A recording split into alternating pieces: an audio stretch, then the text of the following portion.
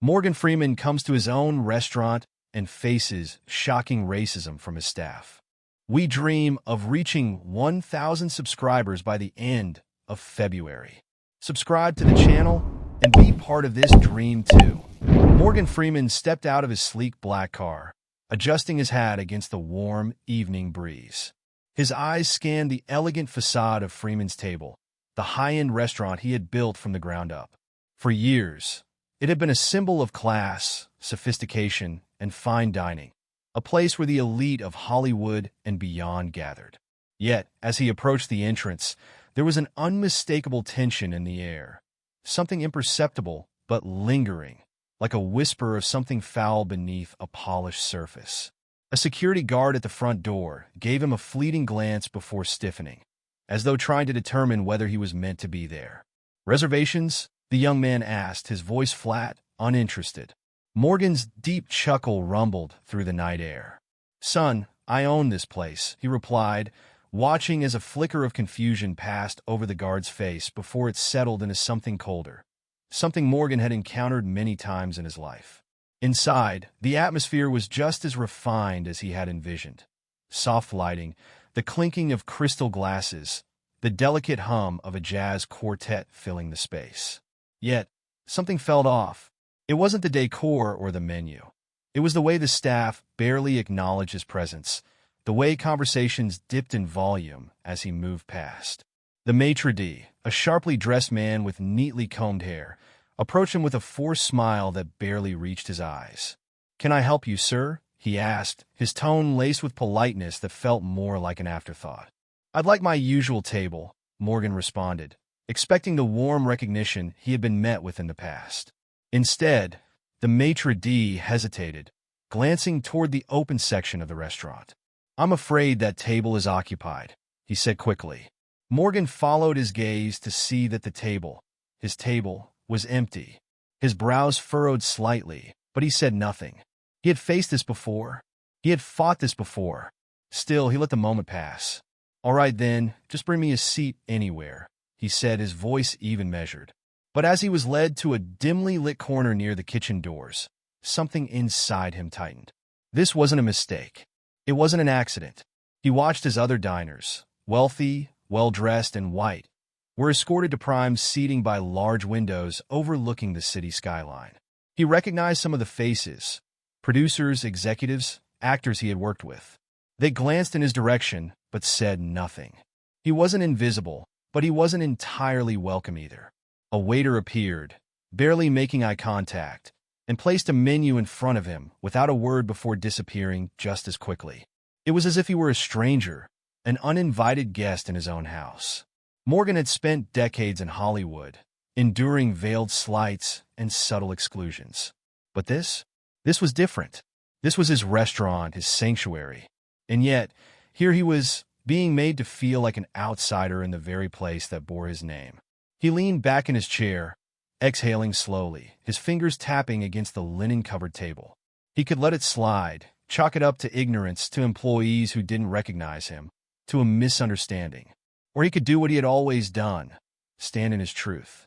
His name was etched in the very foundation of this restaurant, his legacy woven into every detail of its existence. And yet, he was being tested.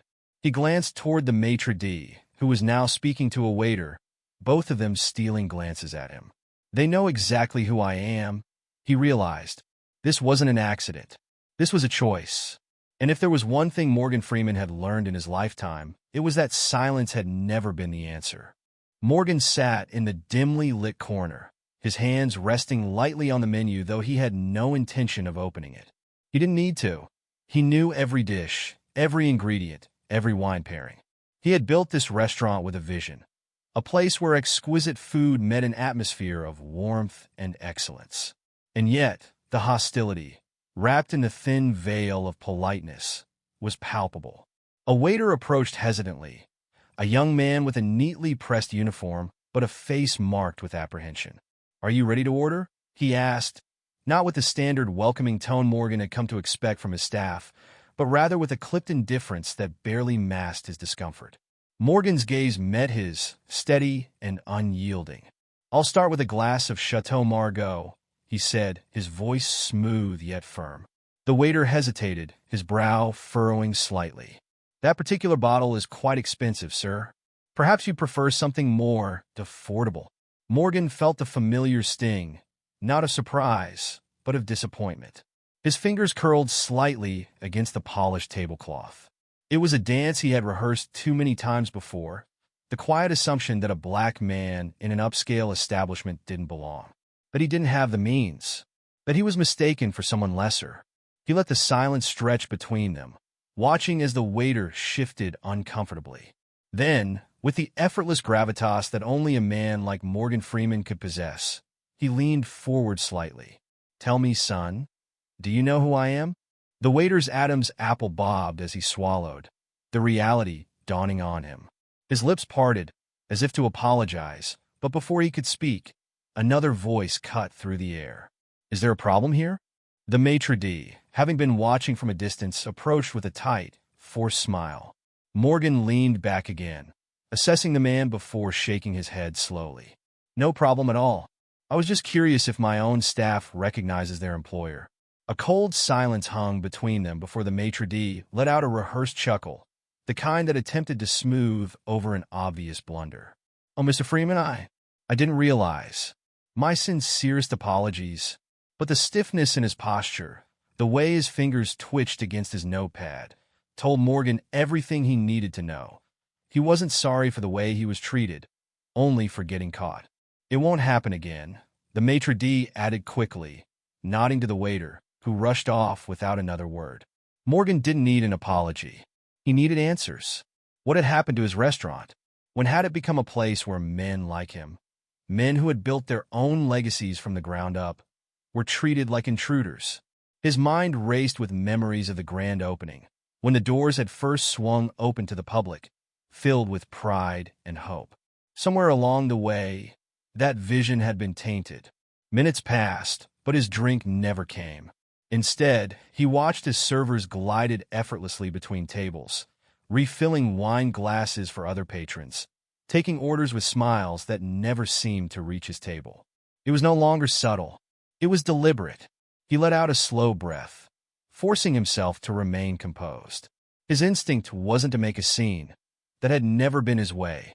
He had spent a lifetime choosing dignity over outrage, patience over confrontation. But this wasn't Hollywood. This was his own house. And as the weight of the moment settled on him, a realization struck. He wasn't the only one this was happening to. If they treated him this way, how did they treat the guests he had envisioned this place for? The black men and women who came here expecting luxury and respect, only to be given cold stares and subtle slights? His fingers tightened around the edge of the table. This wasn't just a bad night. This was a reckoning. Morgan remained seated, his expression calm, but his mind a whirlwind of thoughts. He had never needed to demand respect. His presence alone was usually enough to command it. But here, in the very restaurant that bore his name, he found himself deliberately ignored.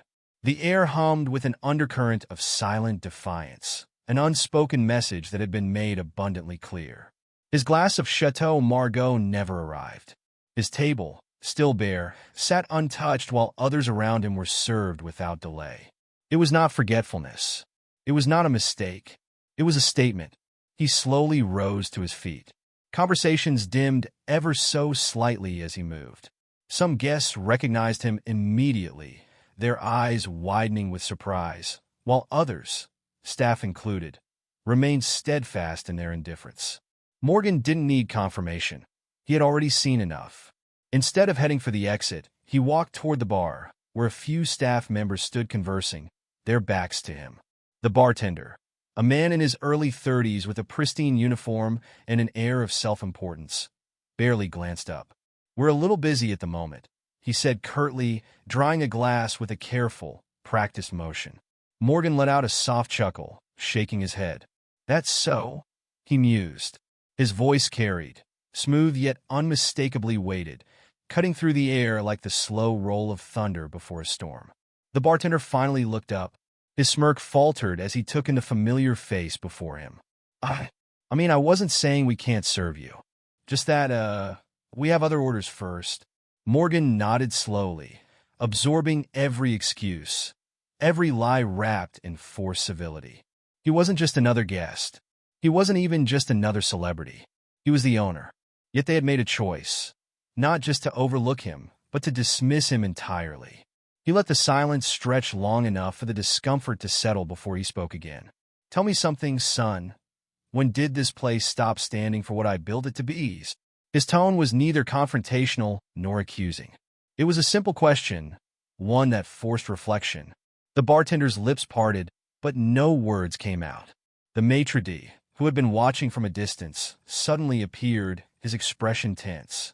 "Mr. Freeman, I assure you, we hold our staff to the highest standards," he said quickly.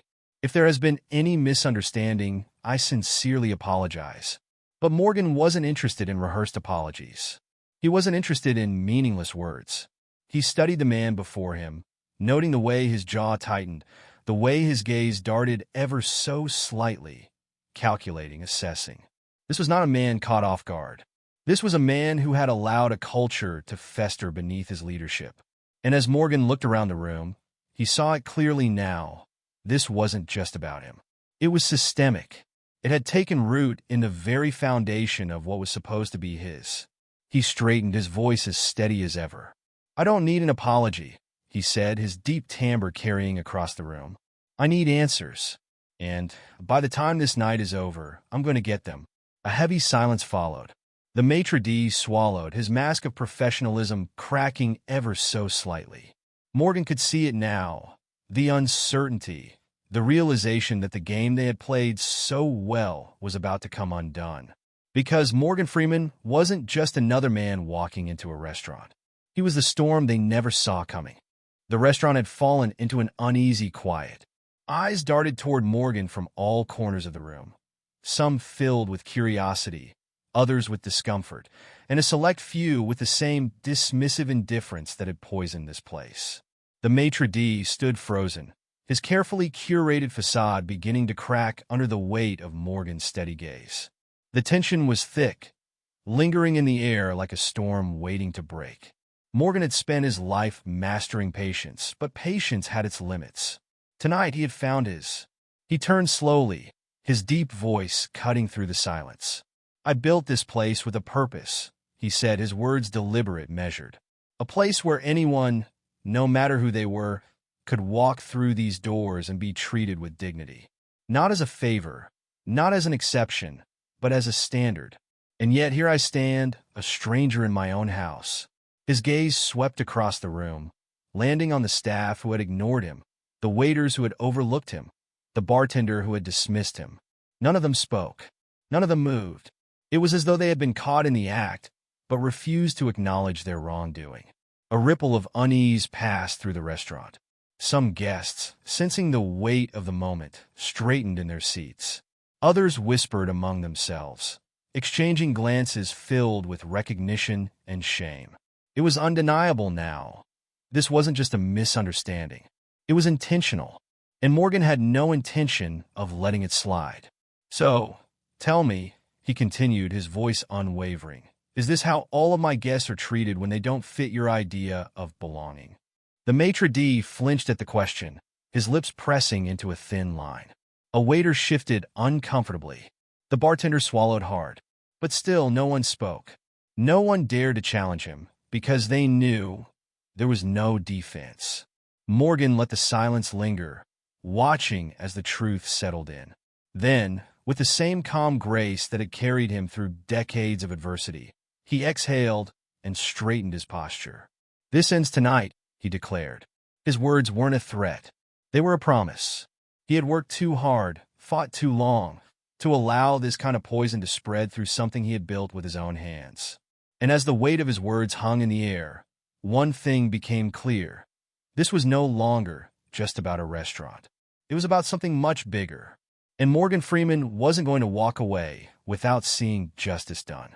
The maitre d' swallowed hard, his throat bobbing as he struggled to maintain his composure. His confidence, once solid, was beginning to waver. Morgan could see it in the way his fingers twitched at his side, in the way his eyes flickered between the guests, the staff, and the man standing before him. He was cornered, and he knew it.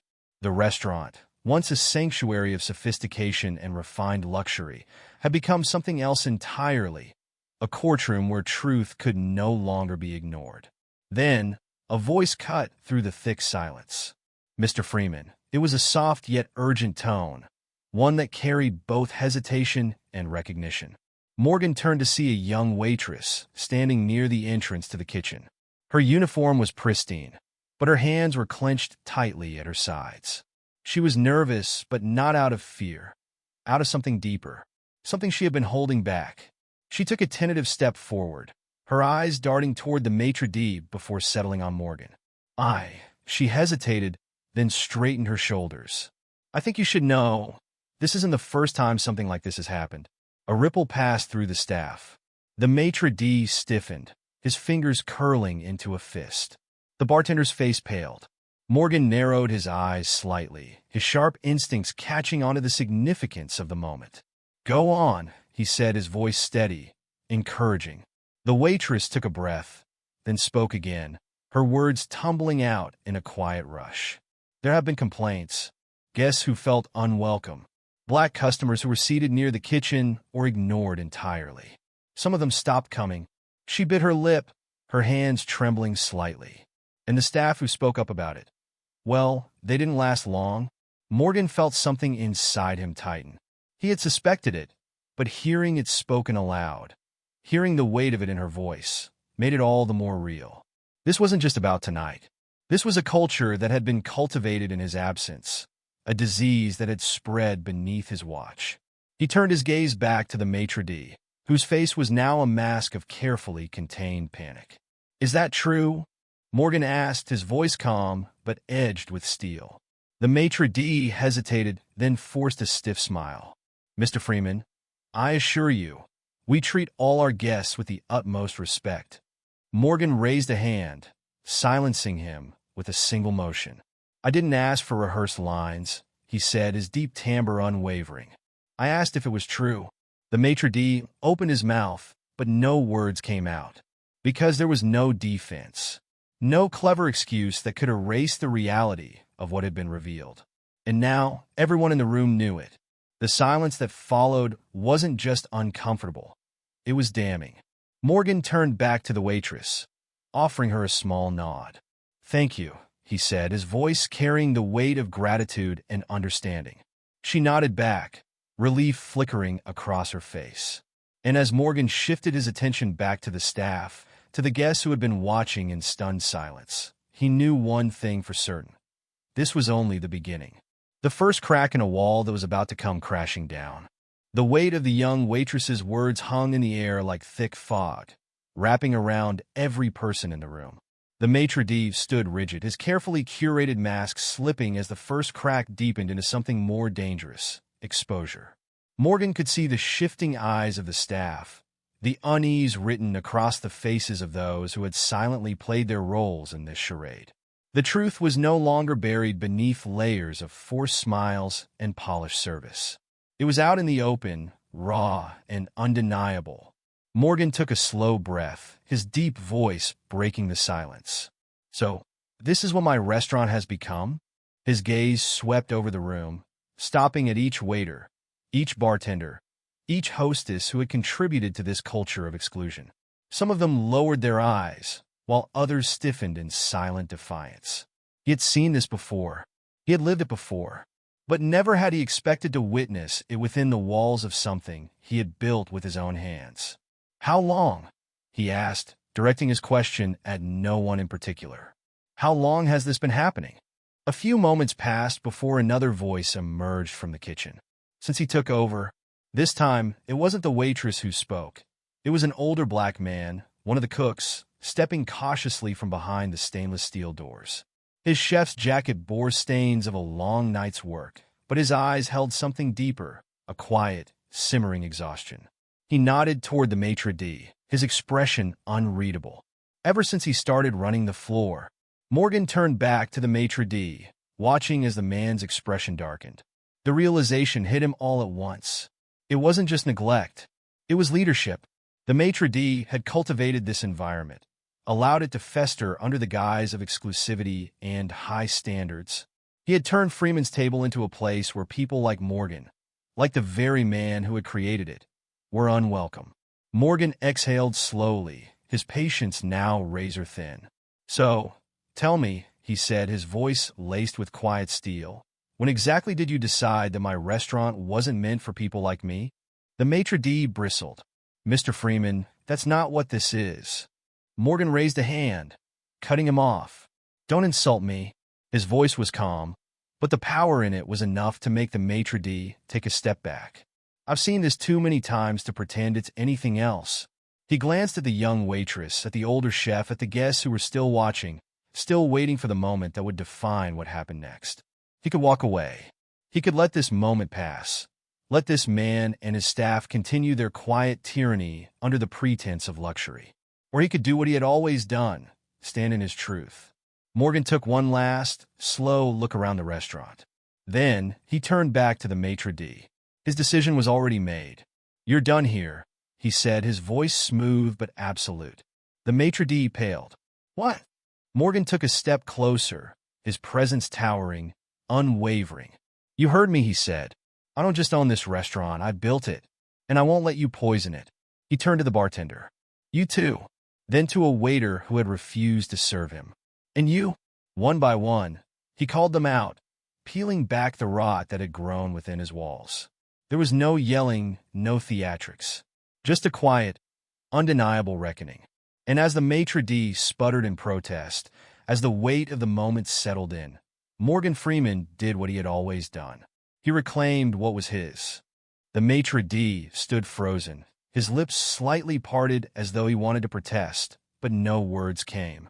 Around him, the staff who had followed his lead in cultivating this toxic culture shifted uncomfortably, some exchanging nervous glances, others stiffening in quiet defiance. They had never expected to be called out, never thought their unchecked prejudices would be challenged, least of all by the very man who had built the foundation beneath their feet. Morgan let the silence stretch, his presence alone commanding the room in a way that required no theatrics. He had spent his life facing men like this, systems like this, quiet oppressions disguised as standards. But this was personal. Freeman's table wasn't just another restaurant. It was supposed to be a beacon, a place that represented everything he had worked for, everything he had dreamed of. And yet, here it was, tarnished by the very things he had fought against his entire life. The maitre d', finally regaining some composure, straightened his posture. "With all due respect, Mr. Freeman," he said carefully, his voice carrying the practiced smoothness of a man who had spent years deflecting accountability, "I don't believe you can make a decision like this on the spot. There are policies, procedures." Morgan let out a slow, quiet chuckle, shaking his head. "Policies?" His deep voice, rich with both authority and amusement, sent a shiver through the room. "I am the policy?" He took a step closer, his eyes locked onto the maitre d's. "And let me be very clear. You don't work here anymore." The finality in his tone left no room for argument.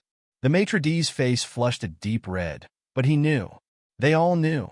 There was no coming back from this. The older chef, the young waitress, and a handful of other staff who had remained silent, but clearly uncomfortable with the night's events, exchanged glances. There was a shift in the air, not just the dismissal of one man, but the dismantling of something far bigger. Morgan's voice softened, though it lost none of its strength. "If you're part of the problem, leave now. But if you're here because you believe in what this place was meant to be, stay. Because tomorrow, we rebuild." A few moments of hesitation passed. Then, one by one, a handful of staff members quietly removed their aprons and walked toward the exit, some bitter, some indifferent, but none willing to meet Morgan's gaze.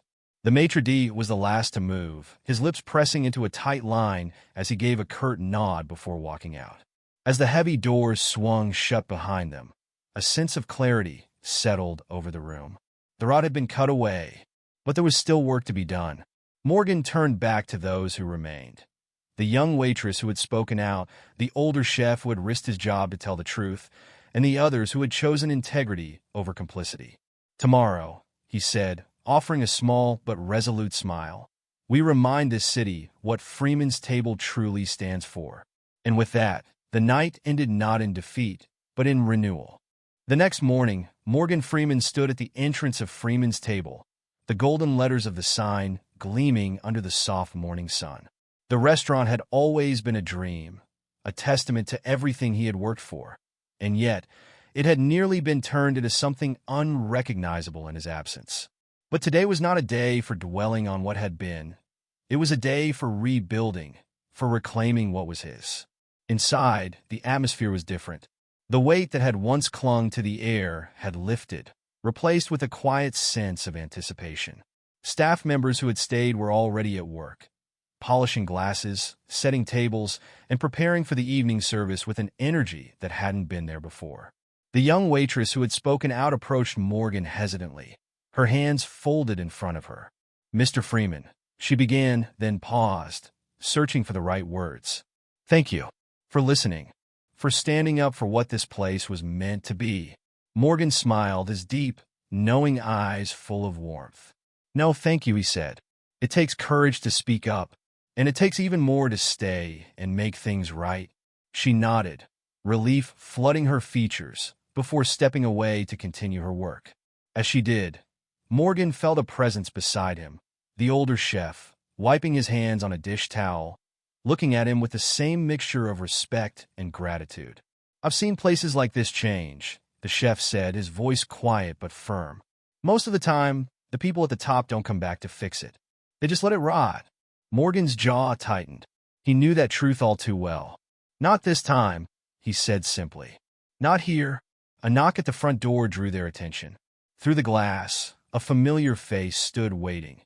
One of the former patrons who had stopped coming, a black man in a tailored suit, looking uncertain. Morgan walked over and pulled the door open. "Welcome back," he said with a smile.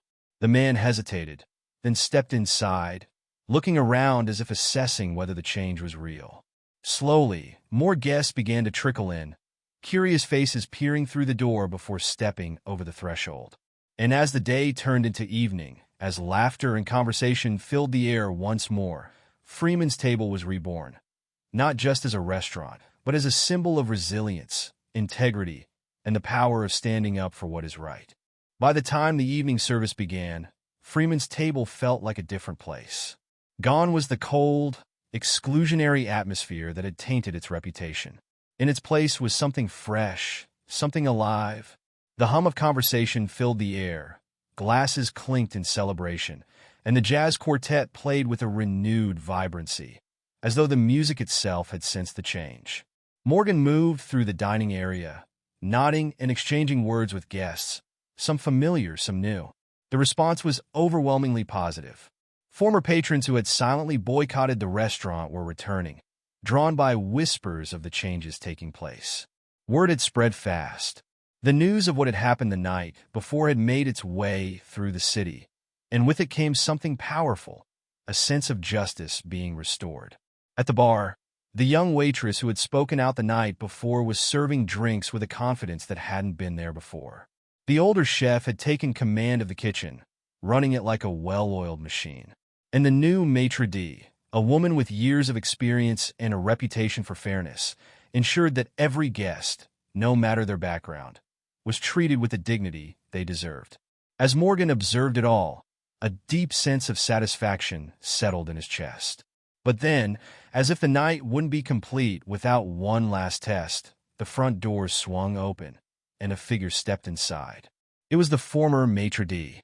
His stance was stiff, his face unreadable, but his presence alone sent a ripple through the room. Conversations hushed slightly as a few people recognized him. Morgan didn't move at first. He simply watched as the man scanned the restaurant, taking in the sight of the place he had once controlled, now thriving without him. Finally, their eyes met. The former maitre d' hesitated, his throat bobbing as he considered his words. Then with forced composure he spoke. "I suppose congratulations are in order," he said, his voice measured. Morgan gave a slow nod. "You suppose, right?" The man exhaled sharply through his nose, his fingers twitching at his sides. "I never saw it as wrong," he admitted after a pause. "I just ran things the way I thought they should be run." Morgan studied him for a long moment before responding. And that was the problem. A flicker of something crossed the man's face. regret, perhaps, or maybe just the sting of knowing he had lost. He glanced around once more, then gave a stiff nod before turning and walking out. As the doors shut behind him, the energy in the room remained unshaken. The past had no hold on this place anymore. Freeman's table was looking toward the future, and Morgan Freeman had made sure of it. As the doors swung shut behind the former maitre d', Morgan let out a slow breath. The moment wasn't just the closing of one chapter. It was the beginning of something new. Freeman's table had been reclaimed, not just by him, but by the people who believed in what it stood for. The night pressed on, and with it, the restaurant took on an energy it hadn't felt in years. At one of the corner tables, a group of older black patrons raised their glasses in a silent toast, their smiles carrying an unspoken message. It's good to be back. Near the bar, a young interracial couple shared a meal, laughing without the weight of judgment hanging over them. Morgan took it all in, the beauty of what could happen when a space was made truly welcoming, when dignity wasn't something to be earned but something inherently given. His feet carried him to the kitchen, where the staff moved in synchronized rhythm, plates flying out with precision, orders being called out with confidence. The older chef, the one who had spoken up the night before, caught sight of him and gave a firm nod. "Feels right, doesn't it?" he said over the sizzle of the grill. Morgan leaned against the doorframe, taking in the sight. "It does," he admitted. "But the work isn't done." He pushed off the frame and turned to the staff, his voice steady yet commanding. "What happened here can't happen again." "It won't. Not on my watch." The staff nodded, some with quiet determination, others with relief. The message was clear. Freeman's table wasn't just about fine dining. It was about respect, about setting a new standard that wouldn't be compromised again. As he made his way back to the dining area, Morgan caught sight of another familiar face walking through the door. A reporter, a notebook in hand, her expression curious yet respectful. Word had spread faster than he anticipated. She approached, offering a polite smile. "Mr. Freeman, I'd love to hear about what really happened here last night." Morgan smiled back, but there was steel in his gaze. "I'm sure you would." He gestured to a table near the window. "But first, have a seat. Order something. Experience what this place is really about." The reporter hesitated, then nodded, taking her place at a freshly set table. Morgan turned away, letting the night unfold around him. This wasn't just about repairing the damage. This was about ensuring it never happened again. The restaurant hummed with life, the air filled with conversation, laughter, and the quiet clinking of silverware against fine china. The energy in Freeman's table was different tonight. Lighter, freer, as if the walls themselves had exhaled, relieved of the weight they had carried for too long. Morgan sat near the bar, watching the scene unfold, a quiet satisfaction settling over him. The reporter sat at a table by the window, observing everything with sharp, perceptive eyes. A waitress approached, her posture confident as she handed the woman a menu. "Welcome to Freeman's table," she said with a genuine smile. The reporter glanced up, surprised by the warmth in her tone. "What do you recommend?" The waitress grinned. "The blackened salmon is a house favorite. But if you're in the mood for something richer, the braised short ribs melt in your mouth." The reporter took a moment, glancing around at the diverse crowd of diners, at the staff moving seamlessly through the space, before nodding. "I'll take the short ribs." She scribbled something in her notebook before setting it aside.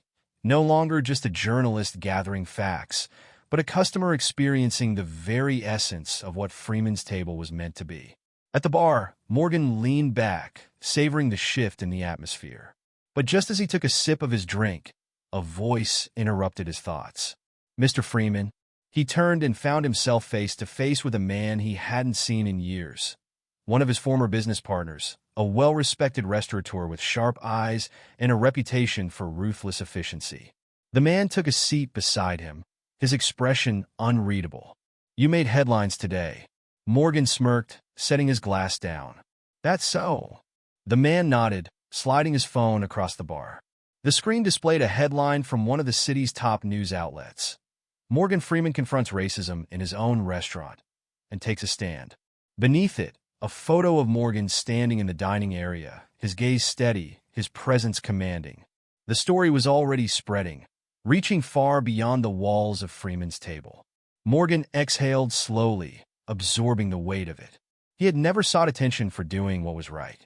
But if his actions tonight sparked something larger, something that could inspire real change, then so be it.